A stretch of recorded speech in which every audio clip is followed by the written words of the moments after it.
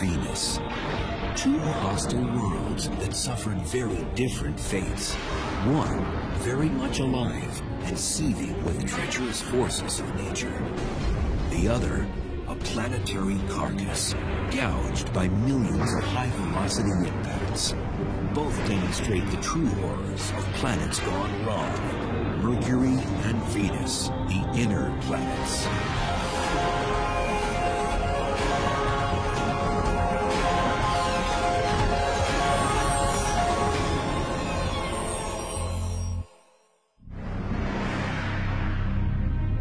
Along with Earth and Mars, Mercury and Venus make up our inner solar system.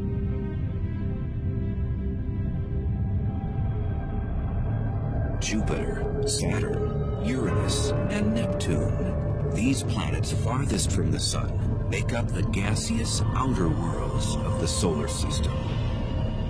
Over 4 billion years, the inner planets bound enough interstellar debris to become rock solid. Why do we study planets? Why do we study astronomy at all? We someday need to go beyond the planet Earth if we expect to survive as a species for a very long time. And we need to know what's out there and what the nature of the universe is. We're studying worlds where things are exotic, but the basic processes of physics and chemistry at work are really the same that we see here on Earth. Millions of miles separate us from our rocky cousins. But a tour around Venus and Mercury reveals a common DNA. We can go to Mercury and Venus and really look at these as places, as worlds with their own histories, and then contextualize our own planet's history. Venus is the 6th largest planet in the solar system. At its closest, it is 26 million miles away from Earth. A year on Venus lasts 225 Earth days. And if you weighed 150 pounds on Earth, you'd weigh 136 on Venus.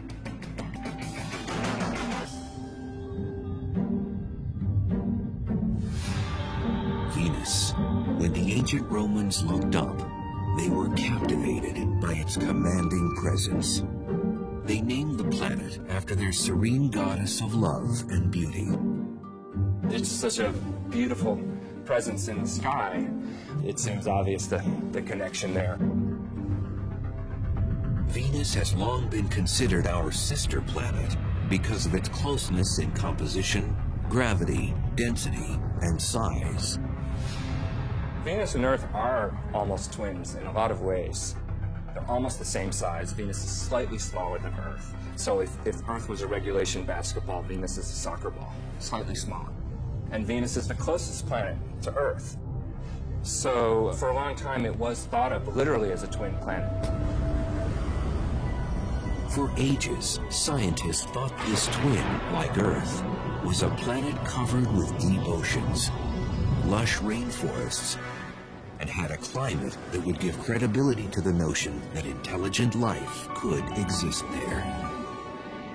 Before the space age, people thought it might be very Earth-like on Venus. But the paradox is when we actually got to Venus and started exploring it, the conditions there are so different. It turned out Venus was less of an exotic sister to Earth and more of an evil twin. So here you have two very similar planets in their sort of bulk properties, but they've evolved to such different states. And that creates an interesting problem in understanding planetary evolution, a sort of controlled experiment. Take these two similar planets and let them go for 4 billion years, and then why do they end up so different? First, some of the basic differences. Venus has been hit hard with meteors. One so strong that some scientists think it may have reversed the planet's rotation. Venus has a very slow rotation, and it has what we call a retrograde rotation. So it spins backwards compared to the direction of spin of all the other planets. Because of this retrograde rotation, the sun rises in the west and sets in the east. the Venusian days are long ones. The amount of time from one sunrise to the next is about 8 Earth months. But the orbital pattern and long days are what make Venus so intolerable. In part, it's the wicked climate. With a surface temperature of 900 degrees Fahrenheit, Venus is the hottest planet in the solar system. Travelers there would have their trip cut short in no time. It would take a matter of seconds, maybe 1 second before they were gone, roasted to death. If you're an astronaut sitting on Venus without a spacesuit, then your skin's going to crisp up. You're going to cook just like a turkey in an oven, except much faster even. The unforgiving heat wave is created by a process called the greenhouse effect, the identical process that keeps Earth's climate in check and teeming with life. But a closer look at Venus tells us how this common trait can be a cycle of life and a cycle of death.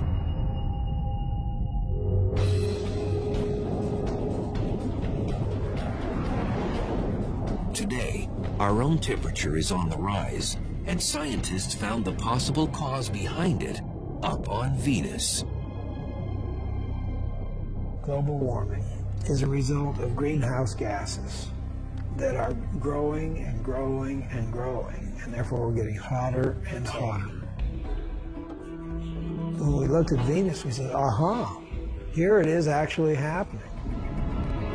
In the 1990s, after the Magellan spacecraft was launched, planetary watchdogs began turning to Venus to surmise just how bad it could get here on Earth. Space exploration has told us a lot about the Earth and the environment it's in. And in fact, the greenhouse effect that everybody's talking here now with global warming was actually discovered on Venus. What they found out about Venus shed new light on how fragile Earth's greenhouse effect really is. And Venus didn't always used to be this hot. We think that early in its history, it was more Earth-like on the surface, and it lost its oceans due to what we call a runaway greenhouse effect. So Venus is an example that certainly that global change can happen on a planet, and it's sort of a worst-case scenario. We don't have to turn Earth into Venus before we're in trouble. We just have to move a little bit in that direction. And we are moving in that direction. But the real value of studying Venus, it allows us to test our climate models.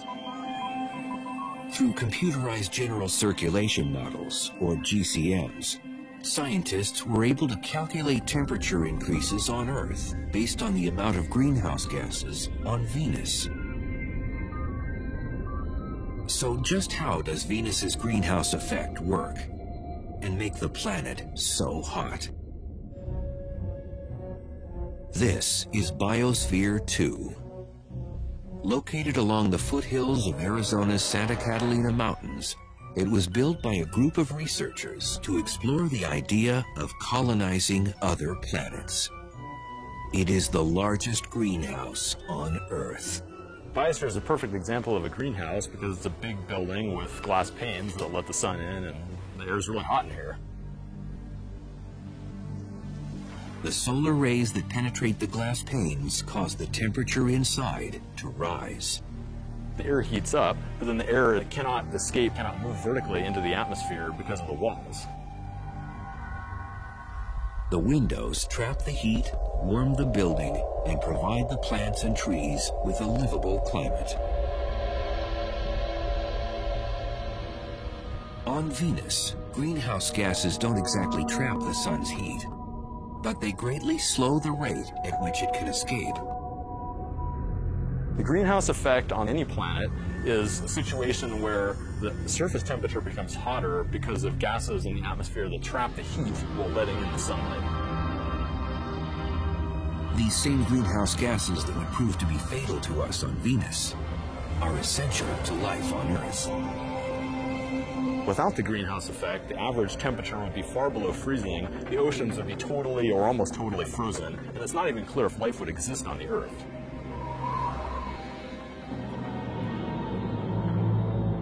We talked about how hot it was, but why is it so hot? The answer has to do with the atmospheric composition. It's almost all carbon dioxide there. Carbon dioxide, or CO2, makes up 95% of the Venusian atmosphere. And that high volume of gas traps more heat. That's going to give you a strong greenhouse effect, and that's going to make it really hot. And that's why it's so hot on Venus. It's an extreme example of global warming. On Venus, volcanoes are the natural spring source for CO2 and other gases. It's a process atmospheric chemist Jeff Sutton studies on Earth at Hawaii's Kilauea volcano. Deep below the surface, atomic compounds ignite during volcanic activity to form CO2. The gas is born from the pressure created by the heat of molten rock, or magma. It rises towards the surface. It reaches the summit magma storage complex. The pressure is decreased on the magma. And the effect of that is to allow gases that are trapped under the very high pressure to be released and bubble out. The Venusian surface would likely have cracks in the lava similar to these vents, where gases escape into the airstream. Somewhere between 8,000 and 30,000 metric tons of carbon dioxide boil out of the magma chamber each day. And it amounts to something on the order of 3.5 to 5 million tons per year.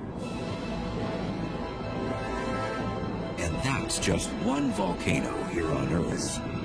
Venus has more active volcanoes, and that means more heat-bouncing gases. So all the CO2 just builds up in the atmosphere on Venus, which just makes it hotter and hotter.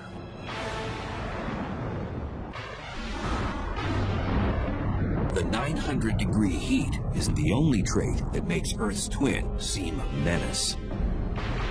30 miles above the scorching ground of Venus, there's havoc occurring on the planet that makes 900 degrees Fahrenheit feel like a cold front. Electrical mayhem, where split-second jolts can reach 50,000 degrees. Each spark of light contains 100 million volts of electricity. Lightning occurs on both Earth and Venus when electrical charges store up enough energy until they release a spark.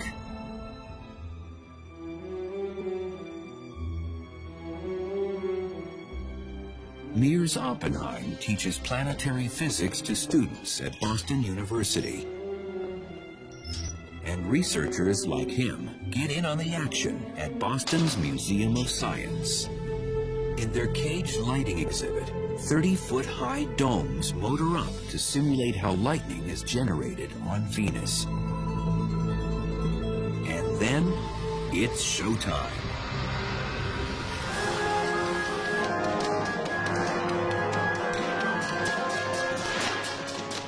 So look at this. We're generating so many millions of volts on these domes that voltage has to escape.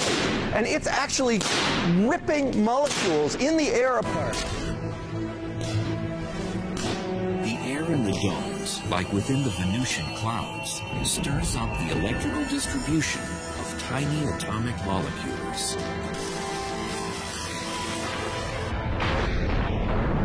So the ripped molecules make that light as they reassemble themselves, and that's what a lightning bolt is. Cosmic particles from exploding stars way out in the galaxy trigger lightning. When these hit the atmosphere, they provide that spark. These are particles that come from way out in the universe, the atmosphere, and cause a shower of charged particles. And on Venus, you'd probably have real lightning to the extreme extent. You can contain enormous amounts of energy and go for miles and miles. On average, lightning hits the Earth more than 3.1 billion times a year. The number of times lightning hits the ground on Venus? 0. The atmospheric pressure on Venus is 90 times greater than on Earth because the weight of the atmosphere created by gases is heavier. This prevents Venusian lightning from hitting hard ground. Instead, it is restrained to the clouds. There's just too much resistance in that very thick air for a lightning bolt to get through. It's much easier for lightning to discharge from cloud to cloud. And besides appearance, there's little else that's Earth-like about Venusian clouds. In fact, the main ingredient that creates them is toxic enough to burn through human flesh.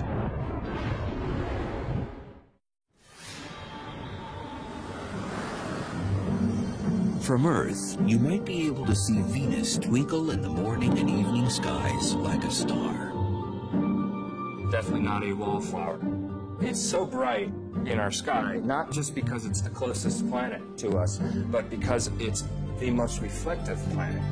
Because it turns out Venus is completely covered in these bright reflective clouds. 80% of the sun's light bounces off the clouds that blanket the planet.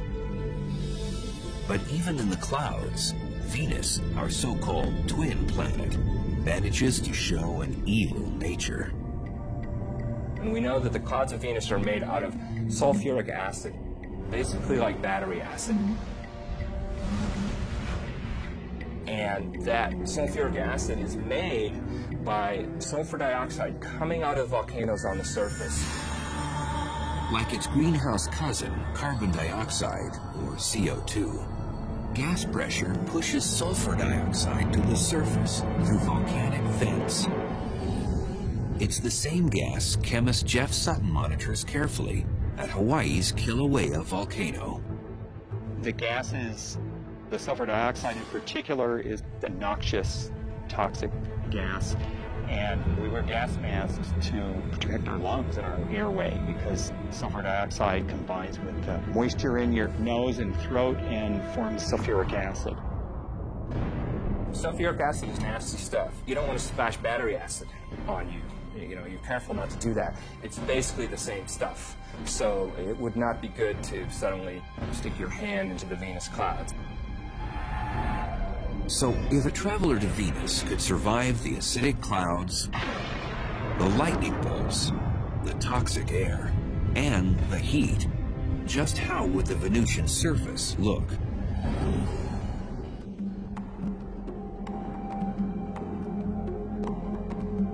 Volcanologist Jeff Burns with the United States Geological Survey, or USGS, circles the globe to understand what drives volcanic activity on the inner planets.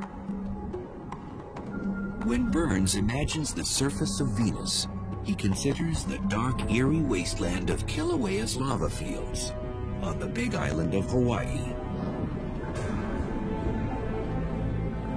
It's very instructive to be able to come here and study this volcano to compare it to volcanism that has occurred on the surface of Venus.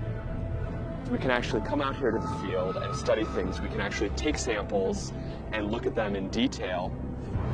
Geologists expect the amount of volcanoes on Venus far outnumbers the 1,500 or so on Earth. Some estimates range from 100,000 to over 1 million volcanic features on Venus. With that many volcanoes, lava rock makes up 70% of the Venusian surface, just like it makes up much of Kilauea's terrain. The ground becomes solid when the lava cools into hard rock. Having a rock on Earth is our best analog for trying to understand rocks on the other planets. Basaltic rocks are the most similar to the Venusian plains.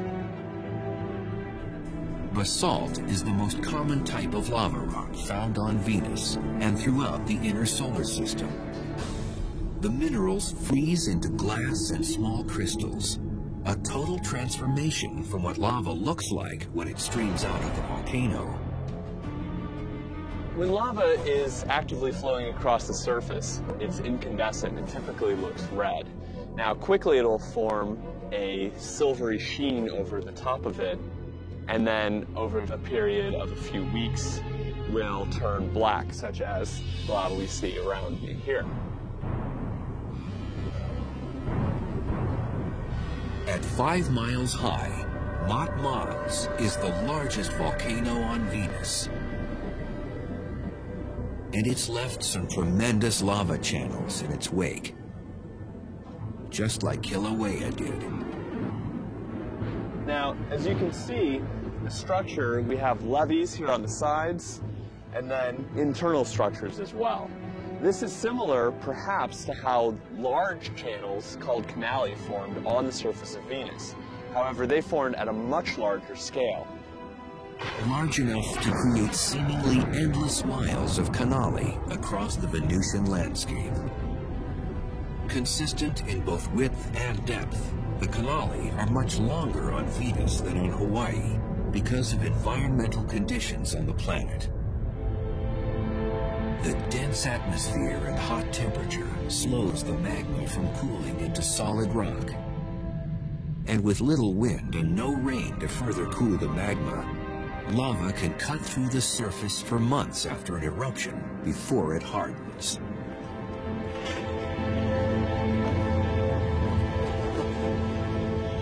On Venus, if you did see layering, you would expect to see layer after layer of volcanic rock that would all be relatively black and basaltic in composition. You would probably see little bits of color due to potentially oxidized iron, which would look red.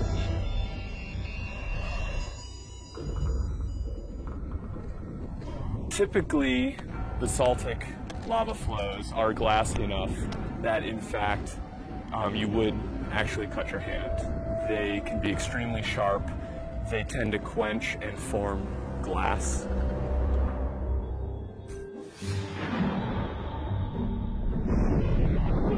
And then there are the skies.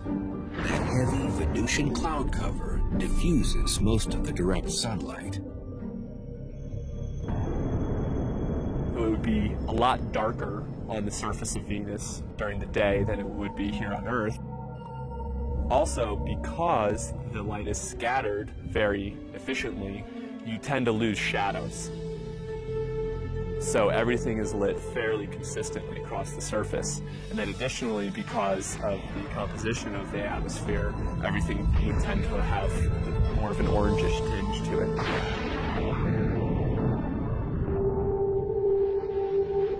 Besides canyons, jagged mountain ranges scrape the Venusian skies. The planet's highest peak is on Maxwell Mons. Maxwell is about 35,000 feet high, which puts it at a healthy distance above Mount Everest or any mountain on Earth. Everest is something like 28,000 feet high. So it's definitely larger than anything on Earth. Our sister planet seems to have outdone one of our 7 natural wonders. But how would the Venusian terrain measure up against another geologic feature, our canyons? The Grand Canyon, a great chasm eroded over 250 million years by the Colorado River. When the Colorado Plateau was uplifted millions of years ago, it gave the water more energy to cut back through the canyon and wear away the rocks. The vast canyons on Venus may have also been formed by erosion, but not by a river. Volcanic systems can erode canyons by having fluid flow. If it's very fluid, not very viscous, materials can erode, similar to water.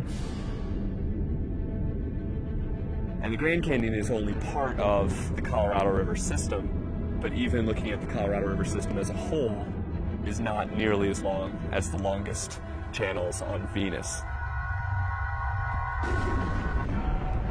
Had the ancient Romans known about the volcanoes, acidic clouds, lightning bolts, toxic air, and that scorching heat, perhaps they may have named our evil twin planet after something other than their goddess of beauty and love. There's irony there because, of course, the Greeks and Romans didn't know anything about the conditions on Venus, and here we are a couple thousand years later, and we're actually exploring this place, and, well, it's not quite so nice according to our taste. But how do the dangers found on our sister planet compare to the cosmic violence on Mercury?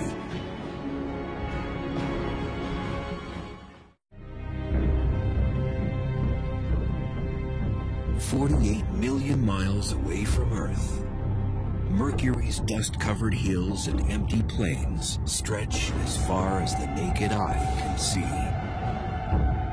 It's a colorless body. It does not have really any colors like you see on Mars or the Earth or even Venus for that matter. Dr. Robert Strong, with the University of Arizona's Lunar and Planetary Lab, has been a chief authority on planetary geology for more than 35 years.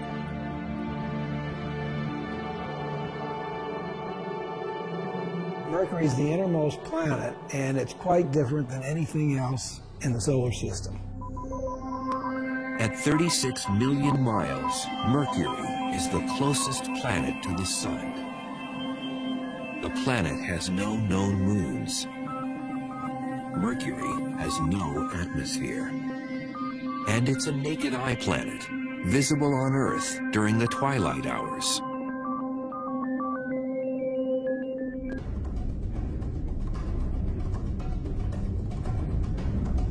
With a diameter 60% smaller than Earth, Mercury is the solar system's scrawniest planet. Much too small to generate the strong gravitational field needed to retain an atmosphere. Gravity depends upon the mass of the object, on the mass. So the larger the mass, the more the gravity. So on Mercury, the gravity is less on there. Since the planet's gravity is so weak, if you weighed 150 pounds on Earth, you'd only weigh 57 pounds on Mercury.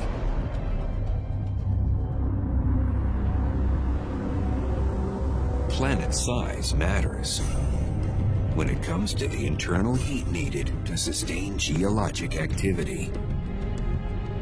The internal convection currents that drive geology stop, and in general, it just freezes up and there's no way to sustain that geological activity. And that happened to Mercury a long time ago, probably after less than 1 billion years of its life. The days when the planet beat with a strong pulse that produced volcanic and tectonic Mercury quakes are long gone. Is Mercury a dead planet? Depends on what you mean by dead. Is it internally active now? Probably not. It's probably not active at all. It is essentially a dead planet and has been dead for about 4 billion years. For a near lifeless planet, Mercury still has some movement. Named by the ancient Romans after the swift-footed messenger god, Mercury orbits the Sun in 88 Earth days, the fastest of any planet. But when it comes to the time it takes Mercury to spin on its own axis, the planet holds the record for being the slowest. Length of time, around 180 Earth days, about half a year. The Sun's gravitational force creates a tidal friction within Mercury, which slows down its speed as it spins on its axis. This means a year on Mercury is shorter than a day on the planet. And that sluggish rotation gives Mercury a somewhat peculiar weather forecast. For 6 months, the side exposed to the Sun reaches 800 degrees Fahrenheit. On the other side, the temperature drops to 300 degrees below zero.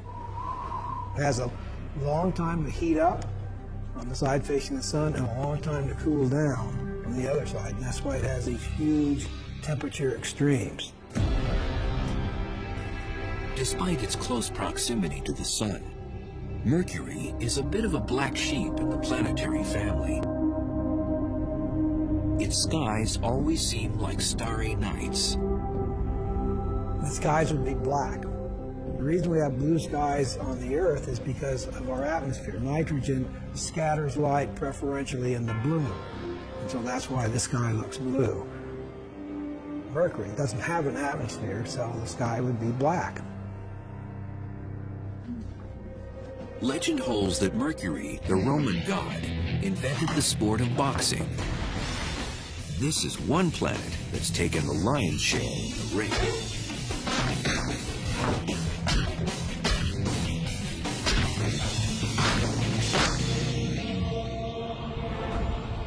Mercury has had millions of meteors and asteroids explode on its surface because it doesn't have an atmosphere to protect it.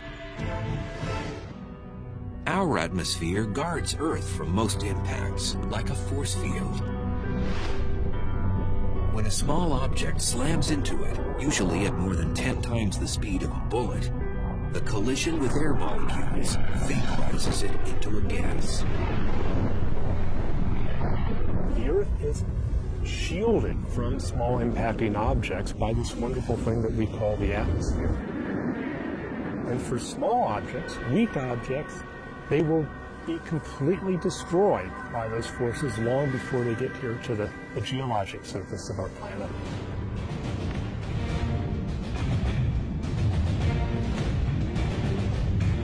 On Mercury, without that atmosphere, the asteroids and meteors smack down at full throttle.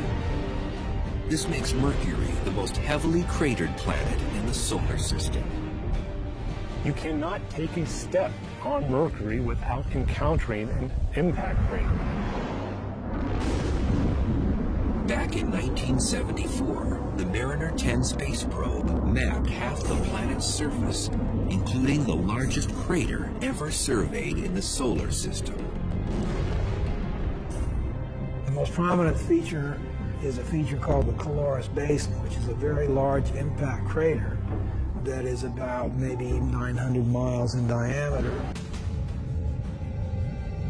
900 miles in diameter. That's a couple hundred miles broader than the entire state of Texas.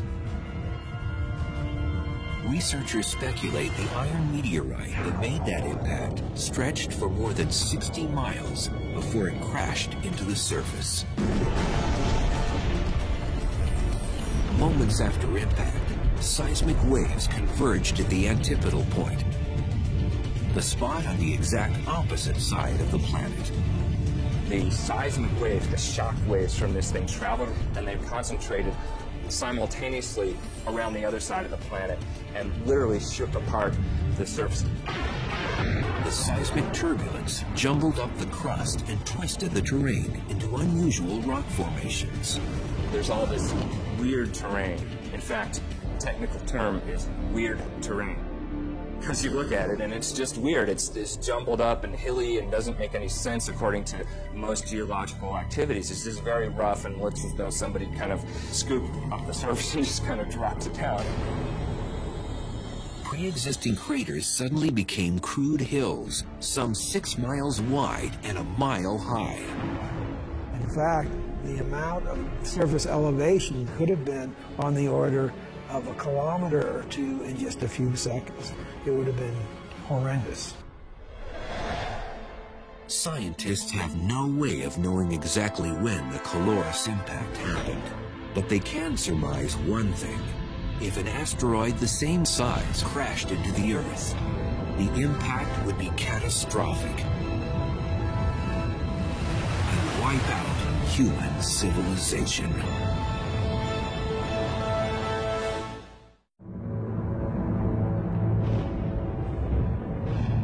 Countless meteor and asteroid impacts have left Mercury scarred with dents and crater rings. Today, the planet looks beaten, a terrestrial corpse. Like Mercury, Earth's surface is vulnerable to bombardment. And that Arizona's meteor crater is one of our most preserved and Mercurian craters. The desert basin has given geologists a better understanding of what happens when a meteor strikes Mercury's surface. Upon impact, energy from the shock wave rips through the surface and moves tons of rock upward to shape the crater. And that flow of rock excavated this bowl-shaped cavity and deposited debris on the landscape for kilometers around. Same energy swept up the crater walls and caused these flat-laying layers of rock behind it to actually be uplifted. And the rock, under the influence of shock, wasn't behaving brittlely like rock does, but more like taffy. This is one of the hallmarks of impact craters, not only here at Meteor Crater, but anywhere in the solar system. But imagine if the mighty object that formed Mercury's Caloris Basin crashed down on the site of Meteor Crater. It would be a massive explosion. Chunks of molten material flying around the Earth ballistically, re-entering the Earth's atmosphere and causing just massive meteor showers everywhere. For nearly 7,500 miles, the shock wave would rip up the soil and stir up tsunamis with 2,000-foot waves. Massive tsunamis propagate around the Earth and inundate much of the world's coastlines. It would flatten Las Vegas, Nevada, the cities of Salt Lake City, Utah, San Francisco, California, and Los Angeles vanish in a split second. Shock waves from the impact would propagate through the solid Earth thousands of miles from the site of an impact like that. Those seismic waves would converge at the impact's antipodal point, off the coastline of Africa's Madagascar, at the bottom of the Indian Ocean.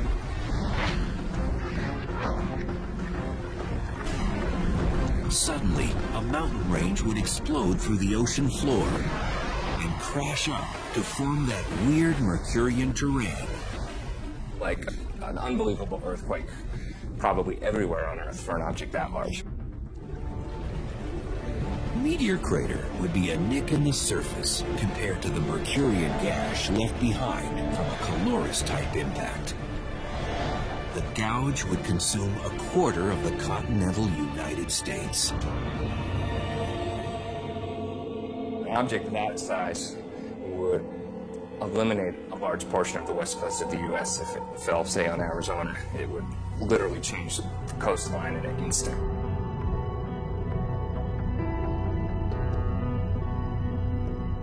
Back on Mercury, those craters give it an iconic stature in the solar system, and some of these pockmarks harbor mysteries.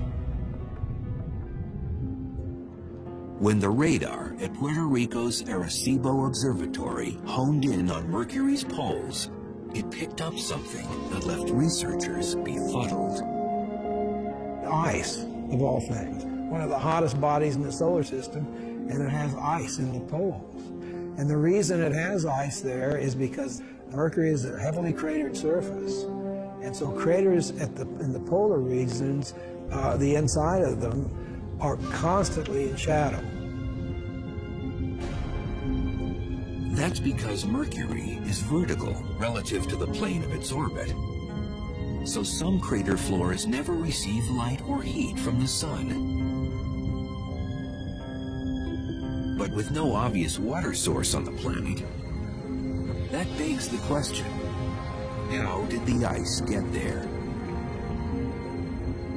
Scientists believe the mystery ice could have come from a comet. Comprised of rock, dust, gases, and ice, comets come from the outer reaches of the solar system, where the temperatures are much colder. Could this ice just be on the bottom of permanently shaded craters? Or could it be ice that's sort of covered up by a layer of dust which is shielding it from sunlight? We really don't know. Besides these comet collisions, there is yet another type of crater on the planet, and they weren't formed by anything that fell from the sky. Instead, an Earth-like force of nature created these holes, and it generated deep from within the planet's core.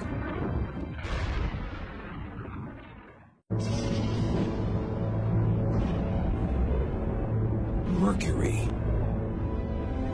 A closer look at its terrain by scientists reveals that some of its craters could have been formed from something other than asteroids, comets, and meteors.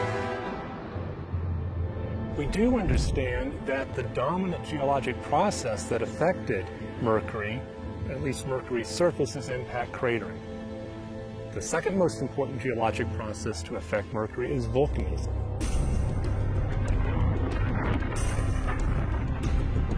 Although we haven't seen any definite evidence of volcanoes on Mercury, we do expect that there have been volcanic eruptions in the past.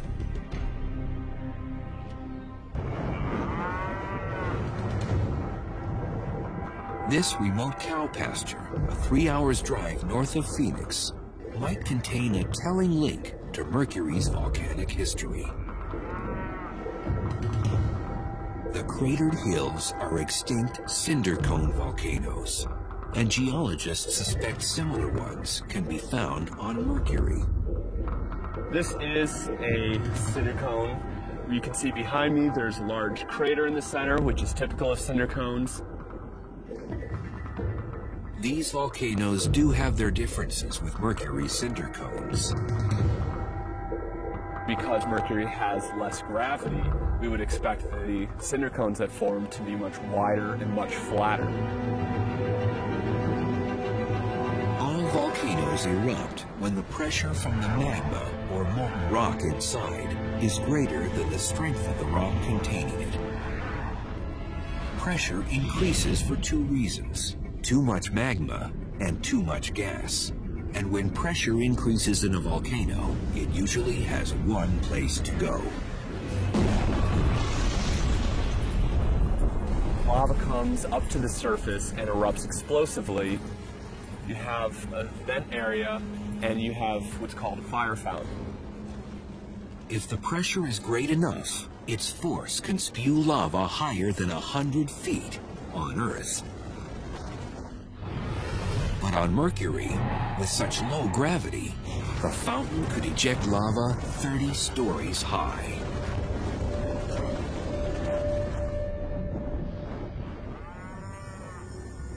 While these cinder cones in Arizona may illustrate our shared volcanic heritage with Mercury, to witness an eruption there firsthand and watch the cinder cones form would be a whole other experience. First, without an atmosphere, a plume of ash and smoke and debris wouldn't billow across the landscape. That material would go into essentially a vacuum of space because Mercury doesn't have an atmosphere, so that material would break up much more. Also on Mercury, you wouldn't be able to hear the loud eruption. Since Mercury has no atmosphere, there's no way of transmitting sound. So if you were on Mercury and playing a guitar or a ukulele or a piano, you would not hear anything because there is no atmosphere to transmit that sound. So it would be just complete silence.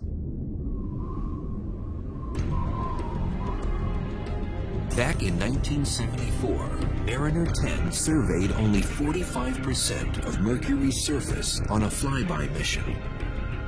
30 years later, NASA launched the Messenger spacecraft. The satellite will map the entire planet and transmit data to eager scientists with a deluge of unanswered questions. I want to see the other side. I don't know what's over there, and that's been bugging me for 35 years. Is it like the side we saw, or is there something very unusual and different? But even with resources being earmarked for future exploration of this rumpled dwarf in the solar system, exactly how different or similar we really are may be left up in the air.